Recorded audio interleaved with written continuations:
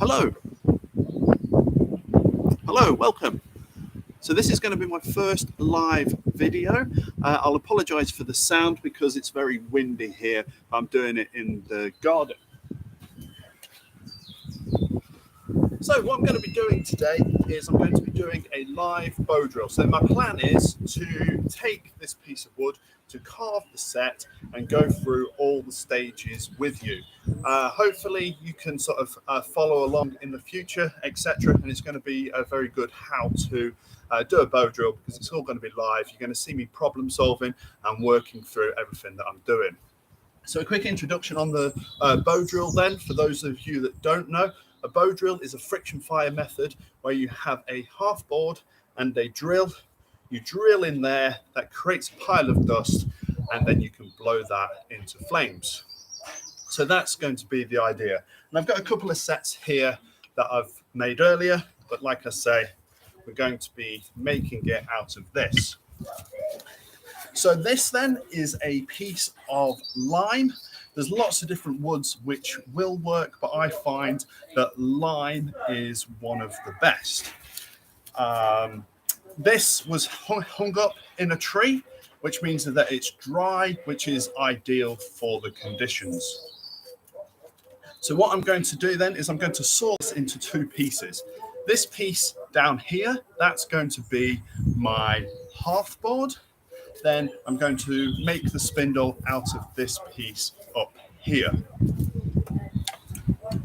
So to do that then I've just got my simple saw. Work out roughly where I want it without the knots. Still see that there?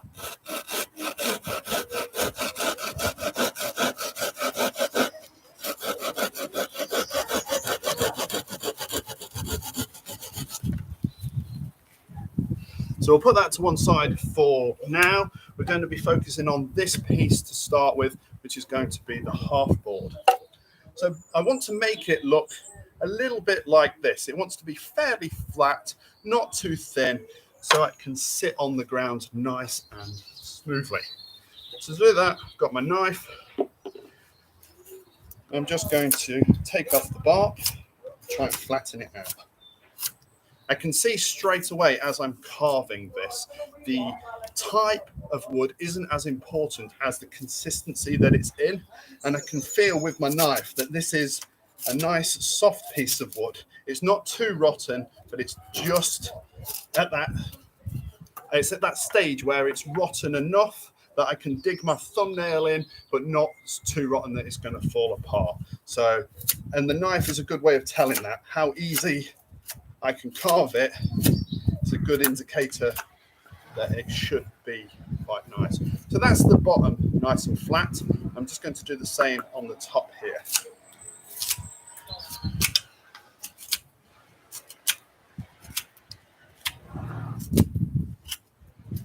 Sorry about the noise again. Like I say, I'm in the garden and other people are in their gardens doing whatever they're doing on a Saturday afternoon. Thank you to those of you that have joined me live. Hopefully you're enjoying the stream. Thought it'd be something a little bit different, you know.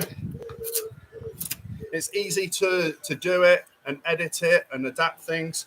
To do it live is... What tree was that wood from? This is a lime tree, or in America it's known as a basswood. Common leafed lime.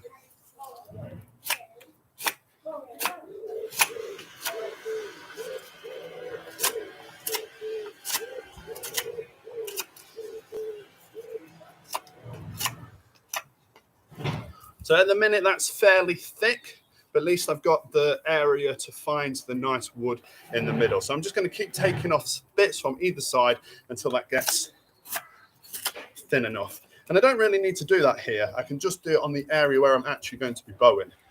I'm using the chest lever there. It may look like it's dangerous, but the knife's pointed away, the handle's towards me, and I'm using my back muscles. And that's quite a powerful stroke.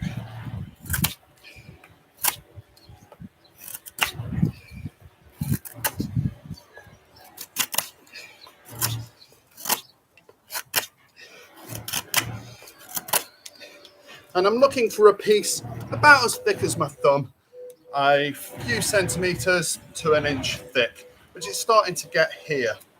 So what I'm going to do is I'm going to straighten off this edge.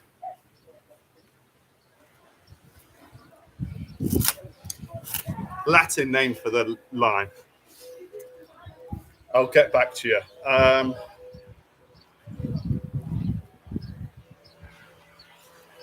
I'll think about that, and it'll come to me in a second.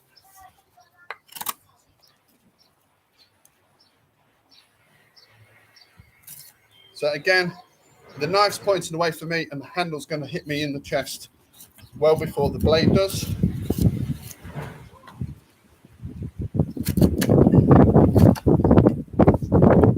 Just work on the back here.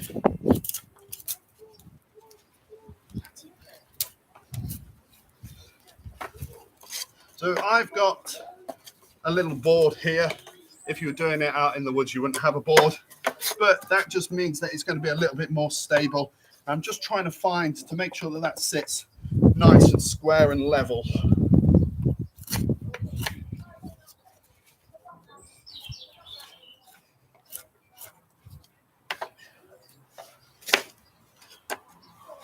Okay, so that's my half board done. I'm going to put that away.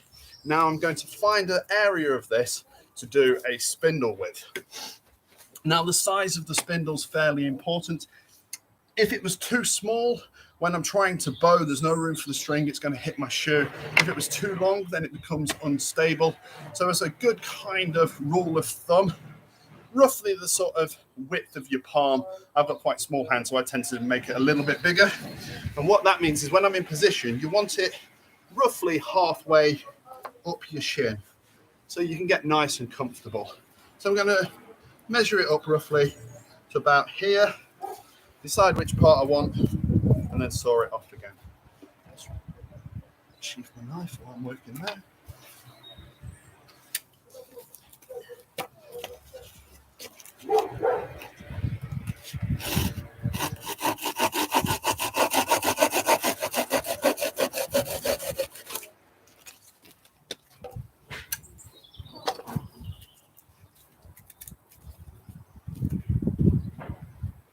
So now with the spindle, I want to make it again about as thick as my thumb. Too fat and you have to put in a lot of pressure to make it work. Too thin and it'll drill through my board quite fast. I know that my board's fairly soft. It's right on the limit of being too soft. So for that, I'm going to make my spindle a little bit thicker than I would. And it's important to sort of judge that, what wood you're working, and try and work around that. I also want it to be fairly straight. So I'm going to make this bit the top and this bit the bottom.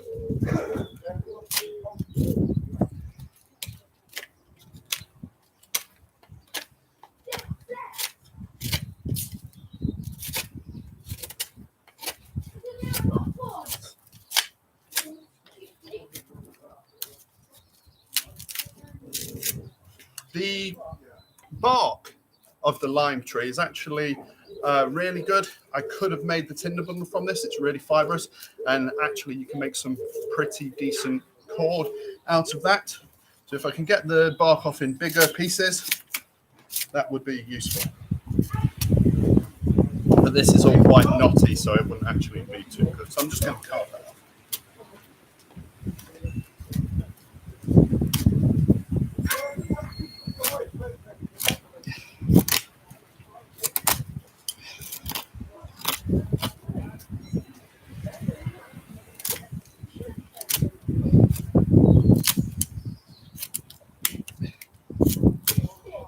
This branch is probably not as nice as I would have liked it, but it's quite a good condition.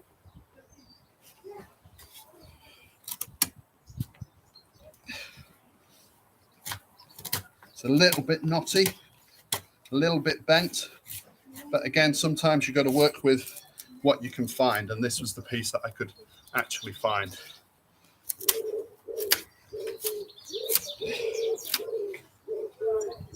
So I think to about that knot, we're going to have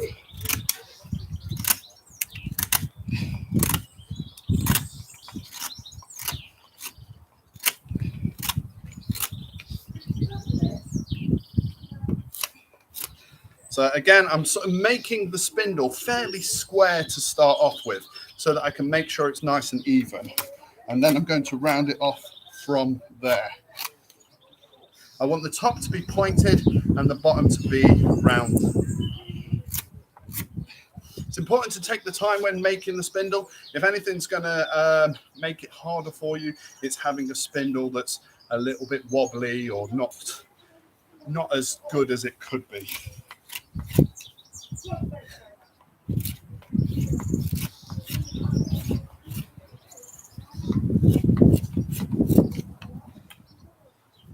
Still trying to think what the Latin name is. All I can think of is Tifa, which is cattail. And it's like, sounds like Tifa in my head. It's gone.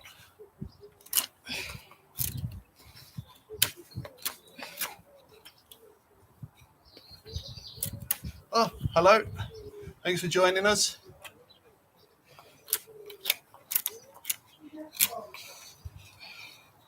So now it's square, I can round off the corners to try and make it nice and round.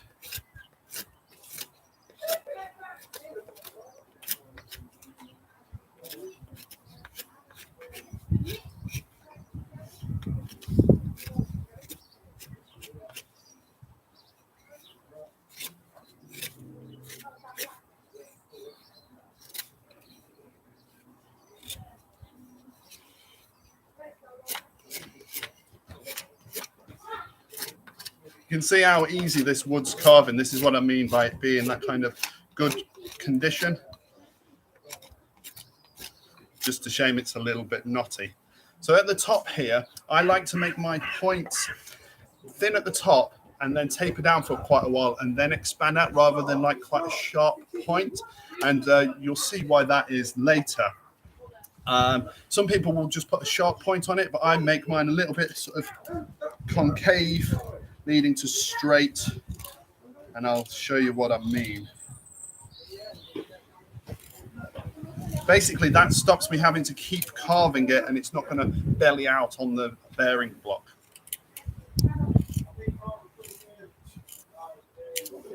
So,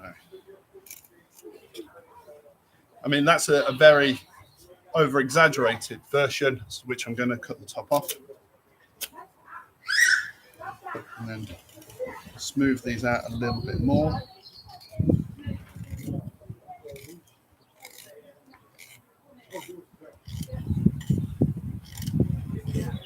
And then round that off. So that's getting there now. I can certainly neaten that up a little bit.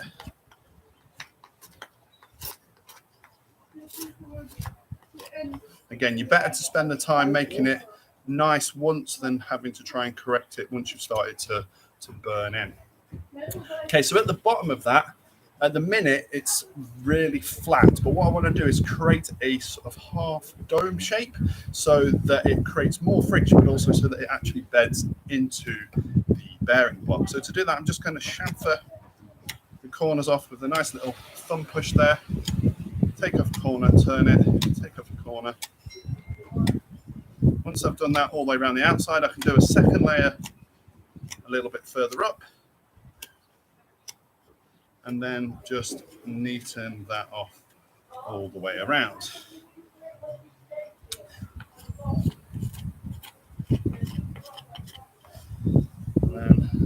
It's a good idea to sort of see how it rolls, see if the top point marries up with the bottom so it's not wobbling around in the set.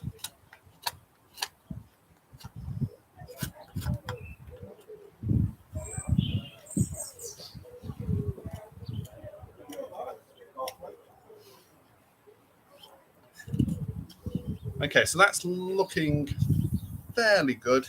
I think I'm happy with that. So that's two elements done. We've got our baseboard and we've got our spindle. Now, for the next part, we need a bow. So here I have a nice thin stick. It's a piece of elbow with a slight curve in it and the string already attached. Now, it doesn't have to be bent. I've also got a piece of hazel here, which is fairly straight. and I'll just show you how I've attached that. So I've got a piece of hazel then that's roughly as long as my arm to my chest. And the reason you want it that long is so that you can get nice long strokes. When I'm bowing, I want to be able to move my hand all the way to the rear here and it still be fairly comfortable, and to move it forward as well. If it's too long, it becomes uncomfortable and it wobbles around and it's cumbersome. And if it's too short, you've got to do like tiny little lots and lots of bowing. So that's a kind of good rule of thumb. And again, bent or straight, it's up to a sort of personal preference. So with my paracord then, at one end, I'm just going to tie a simple loop. Here, I've done a bowline. I do have videos on how to tie bowlines if you want to see that, but any loop will do. Then what I'm going to do is I'm going to thread the rest of the cord through, and that creates a bit of a slip knot. So it's sliding like that. In the top of the stick, I've just put 2 notches, one either side.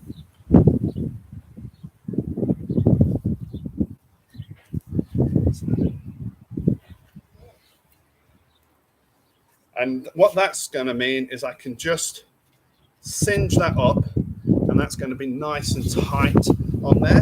Then on the other end, I've just tied a simple overhand knot, and I've just sawn down there with my saw. So getting your saw nice and gently, just cut in a groove.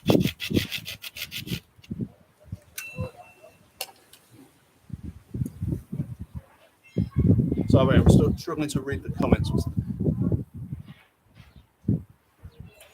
Oh yeah, definitely. Is it something newcomers to bushcraft could do? Yes, I highly recommend it.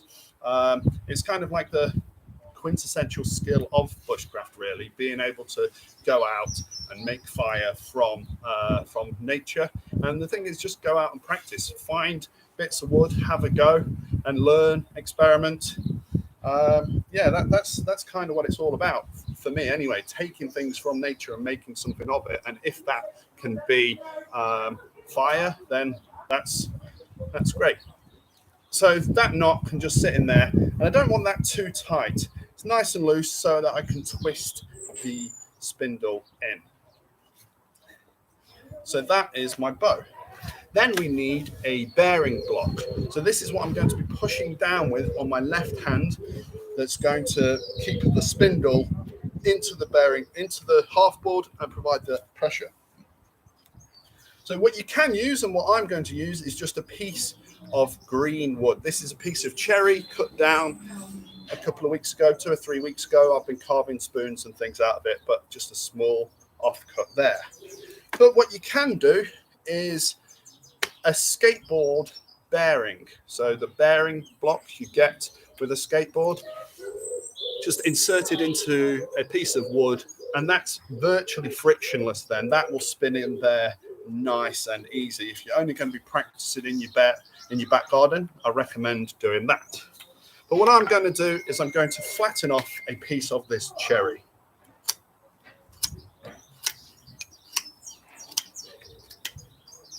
See how the cherry's a lot harder to carve? And then the other side.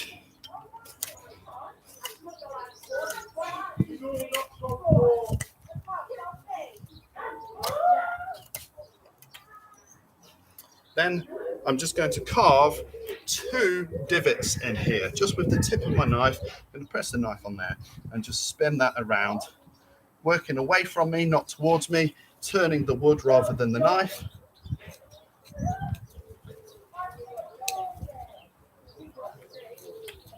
The reason I'm going to do 2 is I'm going to do 1 for the burn-in and 1 for the actual thing.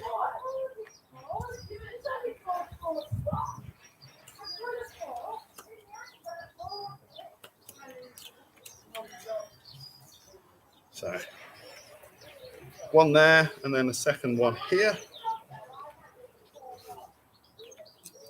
Sometimes this can start to bottom out, so the spindle can burn inside of here. That's why you want it to be green. You want it a wood that's not going to burn as readily, but it will still start to burn. And you can lubricate it with bits of grass and dandelions or leaves, etc., which I might do, but I might not need to. Drilling numerous holes just means that it's just a little bit easier. You don't need to do that. It's always a fresh hole. Okay, so that's my bearing block done. So far, I've got all of the pieces.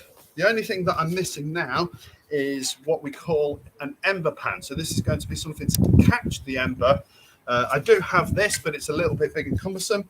So I've just got a piece of cardboard folded up, but you could use a large leaf or any one of the sort of little wood chippings that have come off while you've been carving it, and actually they work fairly well.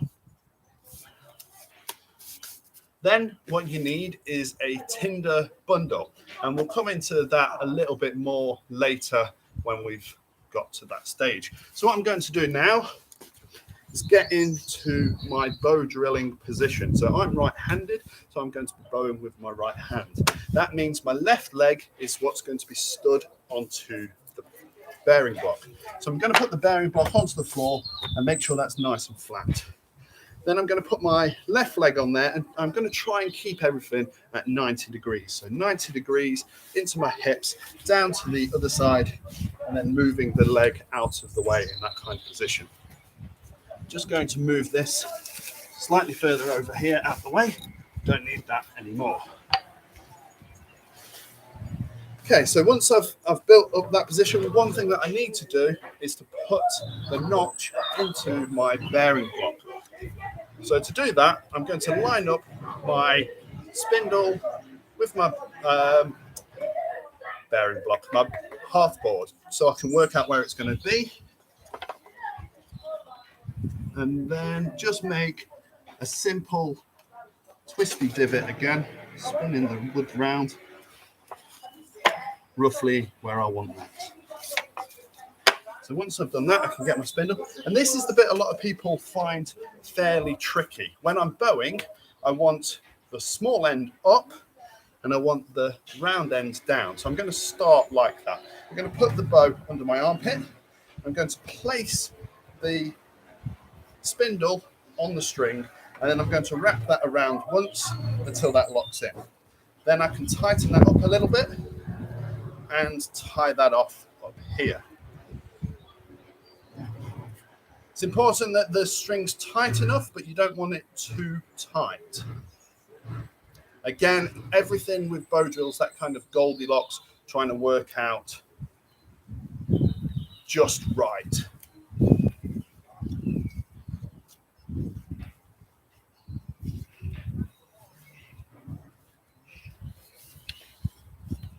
So I'll put that in. Now it's tighter. Too tight.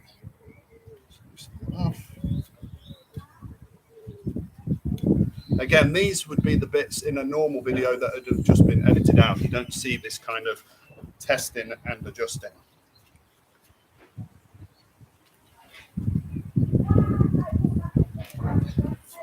So then I'm getting into my position. I want my spindle to be as straight as possible. So to do that, I'm going to lock my left hand into my shin. That's my bearing block. Placing the point in one of my little divots. Locking my hand into my shin so that's nice and stable. And then what I'm going to do is, because this string's a little bit loose, I'm just putting my finger and thumb to create a little bit more tension.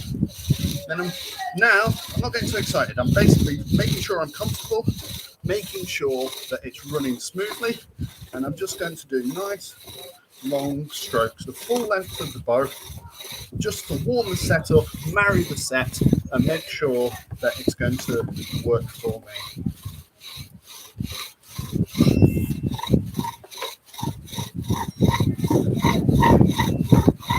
This is the bit that it starts to sound horrible. It might squeak. Again, I apologise for that. So yeah, I'm not going mad here. I'm still not out of breath. I'm basically just making sure it fits together. So that end will start to blacken and I start to create a divot in my half board. I can never remember what the name of it is. So the string started to come a little bit loose. So I'm just going to tighten that up again and maybe just tie another overhand knot. Again, there's 1,000,001 ways to secure the string to the bow. This is just the way I choose. If it starts to slip, I might even change that up a bit. You see how my top of my spindle's already started to wear away? So again, I'm going to correct that, make that a little bit smoother. This is another reason why it's a good idea to just have that little bit longer spindle, because the spindle will shrink, and then if you're having multiple attempts, before you know it, it gets smaller and smaller and you'll start to struggle. So what I need to do now is I need to carve my V notch into my circle. So this is what's going to gather the dust. Rubbing these two sticks together is going to create a lot of hot dust, but that dust needs to form a coal. So it needs to gather somewhere. If it just spilt over everywhere, then it's going to be a waste. So I make a wedge that's wide enough to gather a lot of the dust and get the oxygen in there, but not too wide that the spindle's going to fall out, not too narrow that it can't get that oxygen, or not enough of that black dust can be formed in there. So to do that, I'm going to form an eighth of the circle. So I can put a cross along the top, along the side, and then split that again. So into quarters, and then quarters again into eighths. And again, this is another important area to make sure you get right. So take your time with doing this. You can do it with a saw, but I find the saw isn't nearly as neat as the knife. So I do it with my knife. Again, I'm just using the tip of my knife and just pushing with my thumb. That's the whole motion that it's going through. Then I'm going to turn the piece of wood and continue the same on the other side. Rather than trying to cut towards yourself, I'm constantly turning the wood. And this piece of pie, then I want to take it so it's not quite to the center. The center's too far. So you want to probably go 45% of the way through.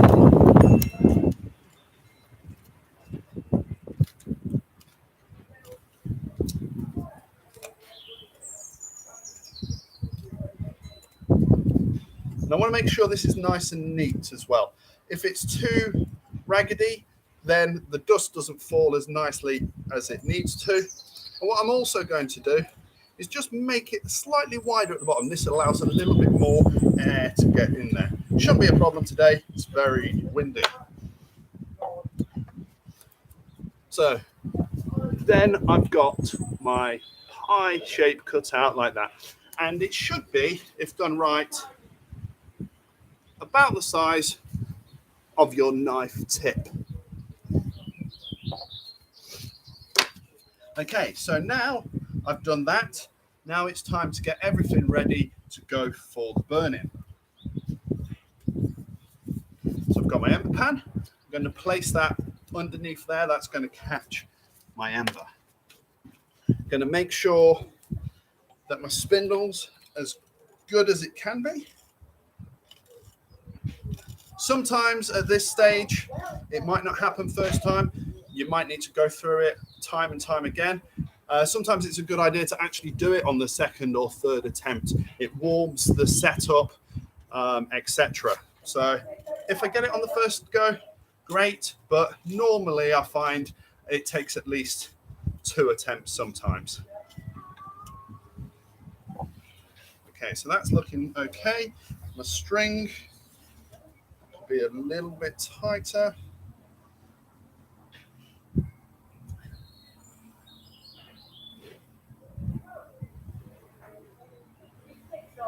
And this is going to be the stage where we start problem solving. So if things aren't working, I'm going to ask myself, why is it not working? And I'm going to tweak something until it does. I'm actually going to put that on the other side because there's a slight inward curve.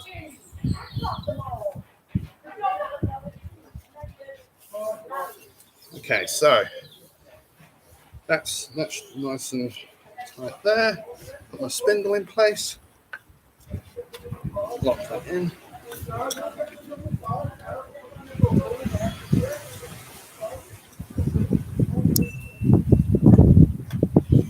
Okay, so now I'm going to use my second hole. No, the first one's probably not too bad, so I'll do that.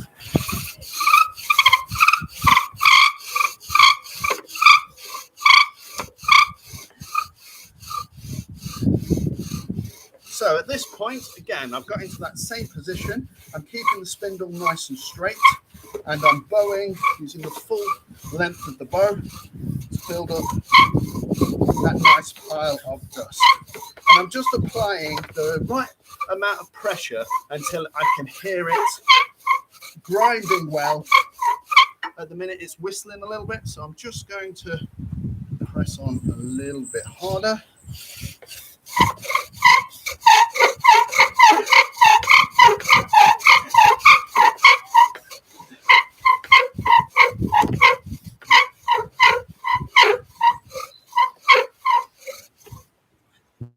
So yeah, at this point, I'm constantly trying to find the right pressure between the cord and what I'm bearing down. So I can lean forward to provide more pressure, or I can sort of lean off to provide less pressure.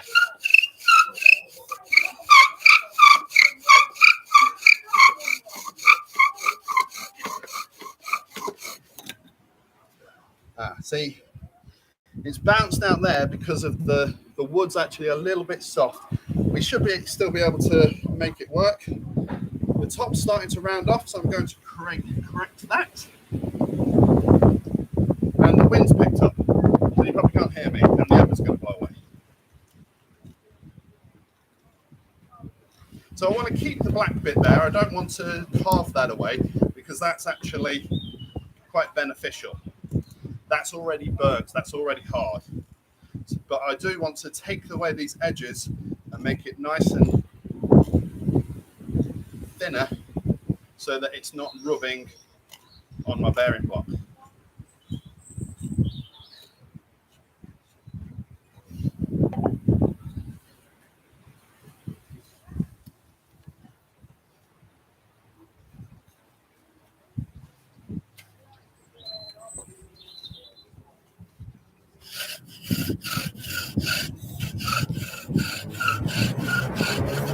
So, even though I said it wants to be quite straight, because it's starting to fall out the notch from this side, I'm now going to angle it more into the wood, ever so slightly, and that's just hopefully going to stop it bouncing out this way.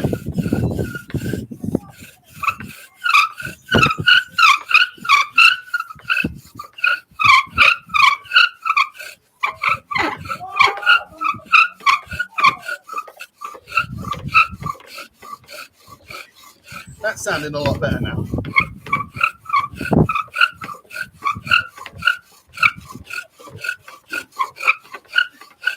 So as I'm building up more dust, I'm now just going to increase speed and pressure.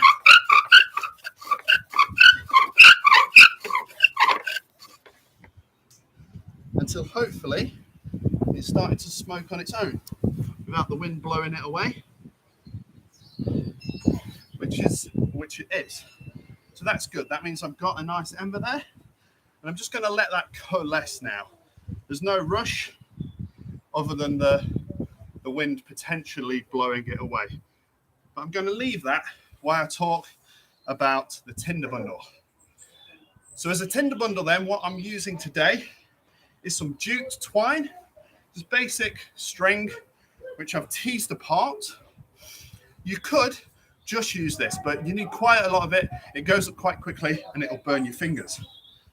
And I've also got some feather sticks. Again, you could just use feather sticks, but these would have to be really, really fine. So what I'm going to do is combine the two. So I'm just going to place the jute within the feather sticks, and this is going to allow me to hold the sticks and not burn my fingers. Now this is smoking lovely now, so I'm just going to release that from its little nest. So hopefully you can see that glowing nicely. I'm just going to tip that into my nest, just with another piece of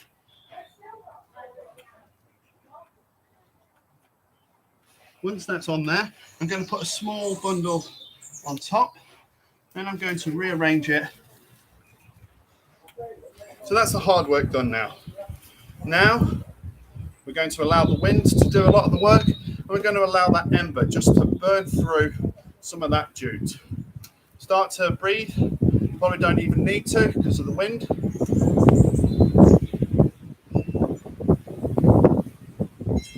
And there we go. See, the wind did most of that work. The feather sticks mean I'm not burning my fingers. I can place that down nice and easily. Okay, so hopefully you enjoyed that. What was that, about 30 minutes with a talk through? So yeah, that should be quite good. And hopefully watching that video, you can understand all of the processes involved in making fire by friction. It can be a little time consuming, but to do it in about half an hour is good going from scratch, especially sort of talking through and demoing things as well. If you have any comments, please leave them down below and I'll be pleased to answer them. If you have liked this video, please give it a thumbs up and feel free to share it with others. And thank you to those of you who have joined me live today. Cheers, guys.